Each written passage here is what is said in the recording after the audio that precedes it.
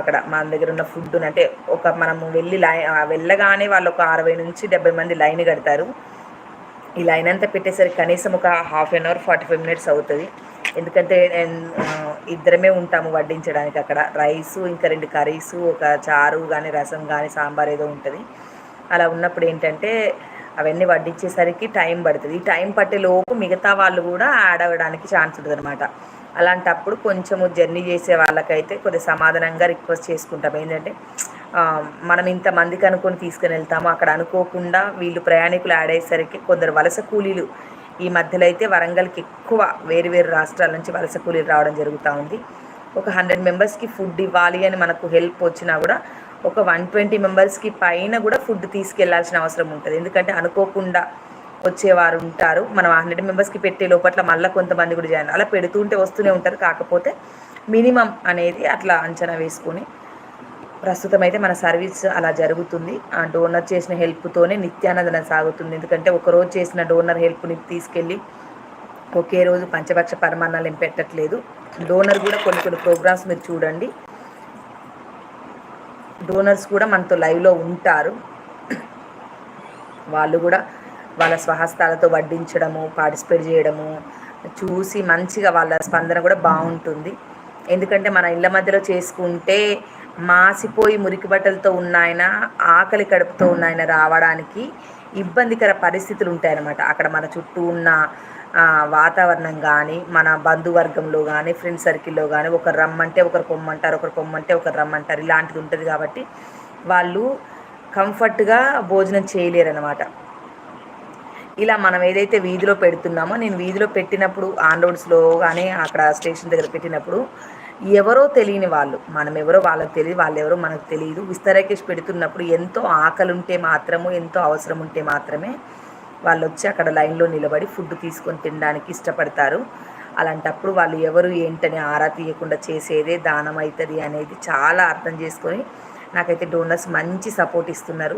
నేను ఈ సర్వీస్ ఇంతలా చేయగలుగుతున్నా అంటే ఇదంతా కూడా నాకు సపోర్ట్ చేస్తున్న డోనర్స్కే ఆ పుణ్యము, కృతజ్ఞతలు ఉండాలని మనస్ఫూర్తి కోరుకుంటున్నా. థ్యాంక్ యూ అండి. మీరు ఎవరైనా కామెంట్ చేయండి. నేను నా ముచ్చటంతా చెప్తున్నా. ఏంటంటే సబ్జెక్ట్ మీకు తెలియాలని, అంటే కొత్త వాళ్ళు యాడ్ అవుతున్నారు కదా.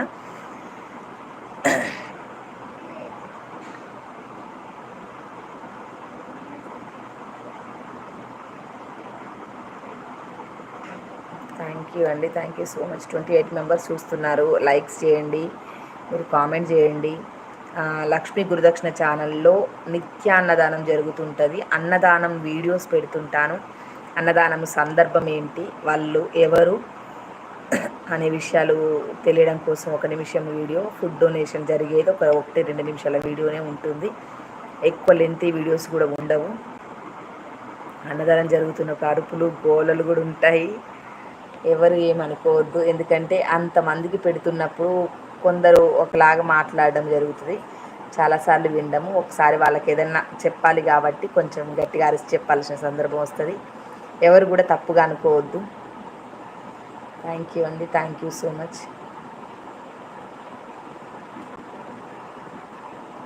ఇంకా మీరు ఎవరైనా కామెంట్స్ చేస్తే దానికోసం నేను ఏమైనా మాట్లాడగలుగుతాను.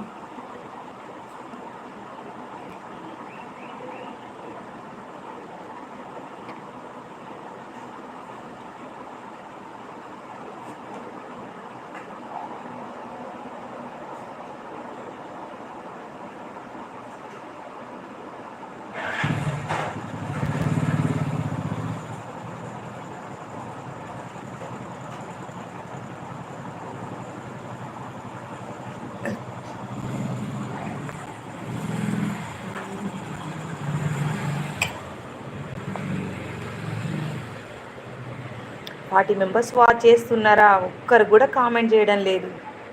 ప్లీజ్ కామెంట్ చేయండి. ఏదైనా మీరు కామెంట్ చేస్తే దానికోసం నేను మాట్లాడతాను. మళ్ళీ ఒకసారి ఇంకా బట్టినమాట. లక్ష్మీ గురుదక్షిణ ఛానల్లో అన్నదానం వీడియోస్ అప్లోడ్ చేయడం జరుగుతుంది. వీడియోస్ చూడండి, లైక్ చేయండి, షేర్ చేయండి. అవన్నీ అదే ఒకటి రికార్డ్ చేసి పెట్టుకుంటా, దాన్ని మీ దగ్గర ఊరికే చెప్తూ ఉంటాను. థ్యాంక్ యూ అండి, థ్యాంక్ యూ సో మచ్ లైవ్లోకి వచ్చి చూస్తున్నందుకు.